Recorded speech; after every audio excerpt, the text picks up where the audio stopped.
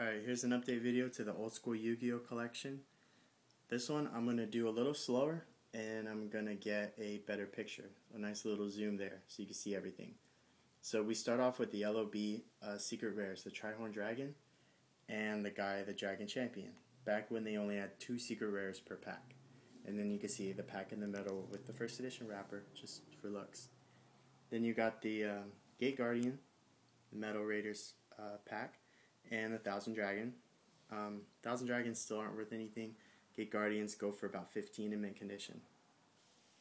The Magic Ruler pack with the Blue Eyes Toon, and the Serpent Knight Dragon. Everything in here is first edition, unless it's not available in first edition, and everything is mint or near mint.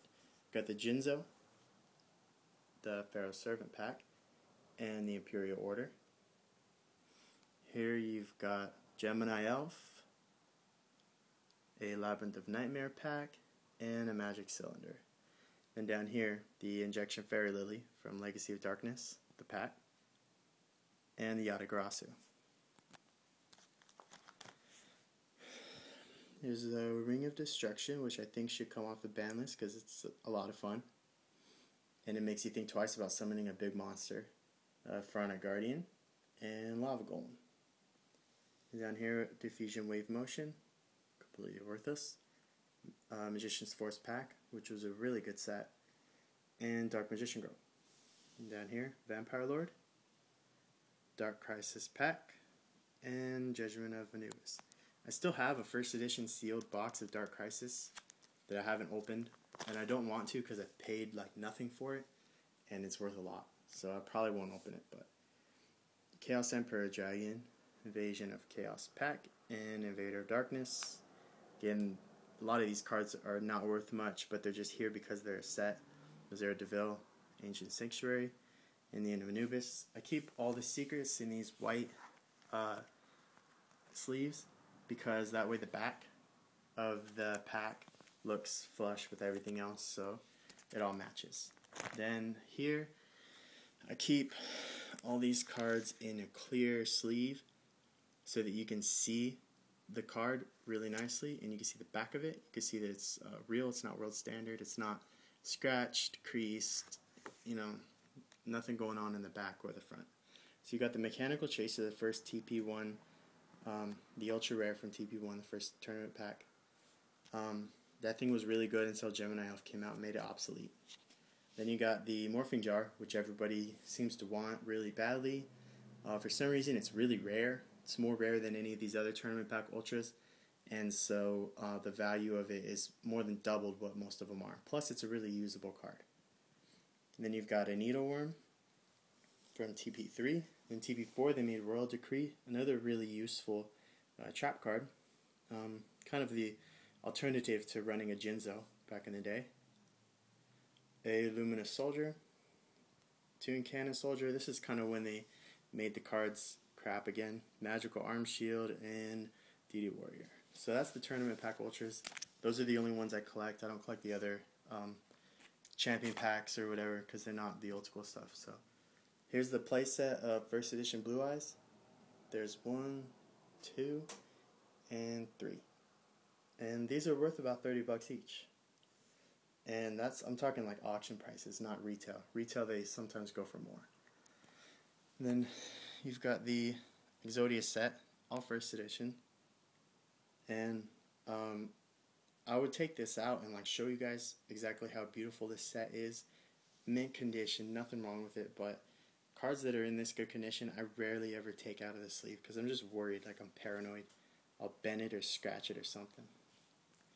Of course, you can see the backs. Everything's legit. No bullshit. No Asian English. Summon Skull, Beast Skull Dragon, and Red Eyes kind of go together like that. Looks really cool. And down here you've got another fusion set. The Buster Blader, the Dark Paladin, and the Dark Magician.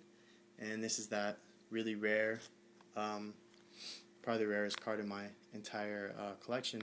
It's the corrected version of the Dark Paladin, the one that was in Dark Revelation.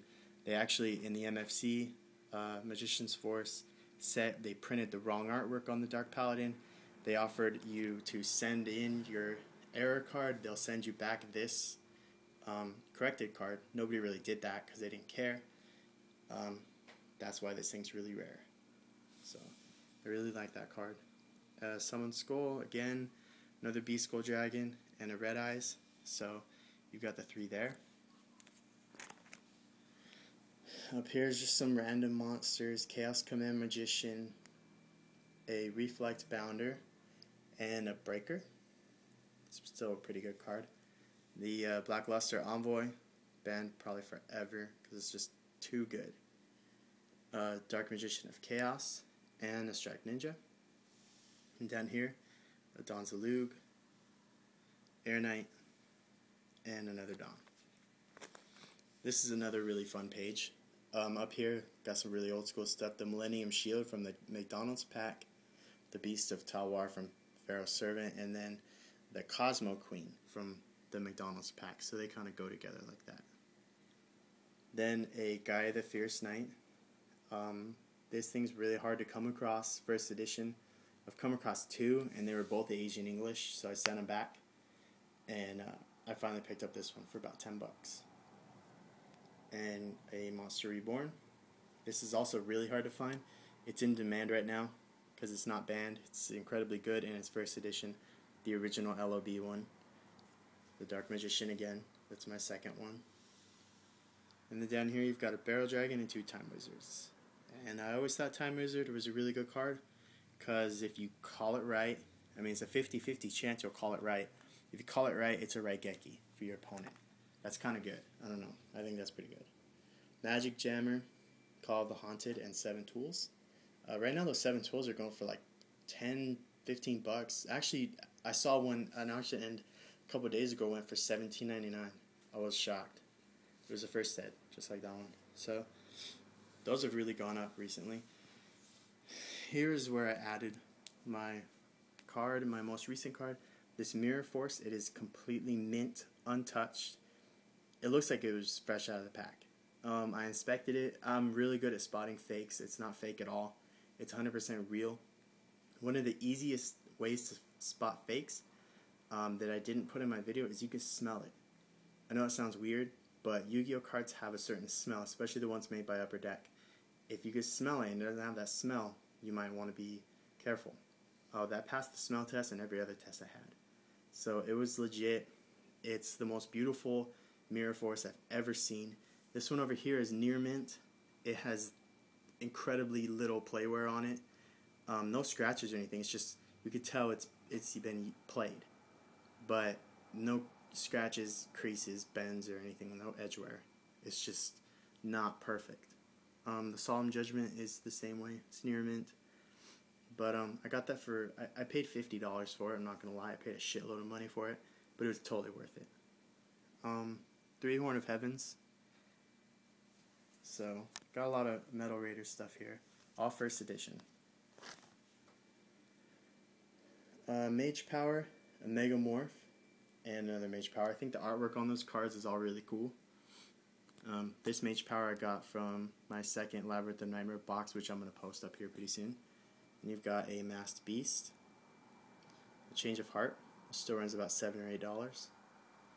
And another Masked Beast, which I also pulled from my Labyrinth of Nightmare box. And down here, a Forceful Sentry, which will probably always be banned because it's a free look at your opponent's hand and send a card back to the deck. Premature Burial.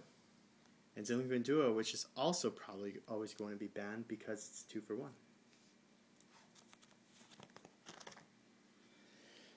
And then you've got a bunch of Legacy of Darkness stuff. Just to zoom out real quick.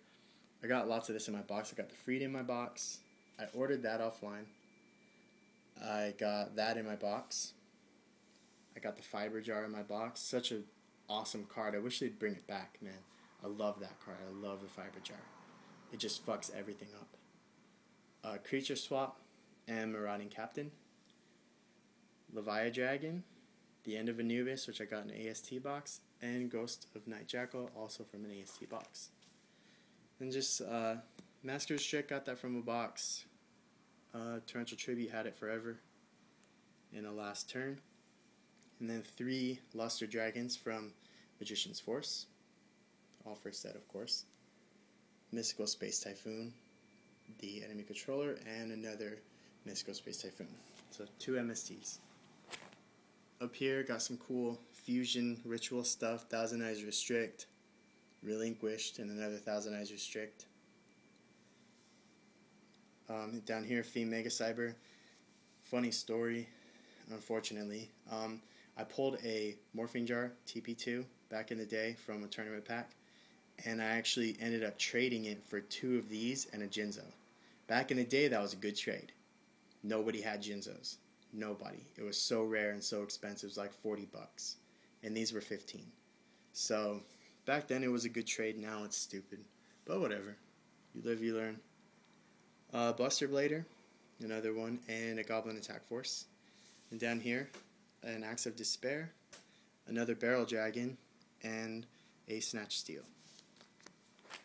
This is the last page. Got a Spell Counselor, Gemini Elf from my Labyrinth of Nightmare box, and a Toon Summon School. I always thought that looked kind of cool. It's kind of cool artwork. Fuchsia Ricci, I think that's how you say it. I got that from my For Honor Guardian box. The artwork is fucking cool. The effect sucks, so it's worthless, but it looks really badass. Ceasefire, always a good card for burn. And a Guardian Sphinx, also from my box. Then down here, a Paladin of White Dragon, and the Last Warrior from Another Planet. So that ends it. That's the rest of my binder. I'll probably be adding more later on, probably in a month or so. It'll be a while. But stay tuned because I'm going to have some big stuff coming up. Thanks for watching.